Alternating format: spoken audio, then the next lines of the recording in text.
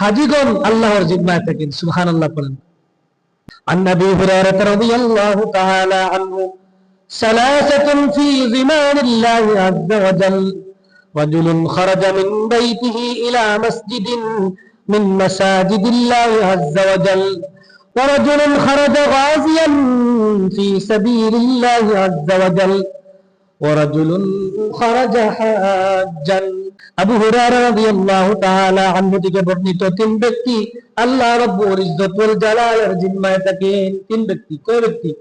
তিন ব্যক্তি আল্লাহ রাব্বুল ইজ্জত ওয়াল জালালের জিম্মায় থাকেন। এক নম্বর হলো রাজুলুন খারাজা মিন বাইতিহি ইলা মসজিদিন মিন মাসাজিদিল্লাহি আযজা ওয়া জাল। এক নম্বর হলো সেই ব্যক্তি যে ঘর থেকে আল্লাহর মসজিদ সমূহের মধ্যে থেকে কোন একটির দিকে রওনা হয়ে যায়, আল্লাহু আকবার, সে আল্লাহর জিম্মায় চলে যায়। দুই নম্বর হলো সেই ব্যক্তি যে জিহাদের উদ্দেশ্যে বের হয়ে যায়। তিন নম্বর হলো সেই ব্যক্তি যে হজের উদ্দেশ্যে বের হয়ে যায়। তাহলে আমরা বুঝতে পারলাম তিন ব্যক্তি আল্লাহর জিম্মায় চলে যায়।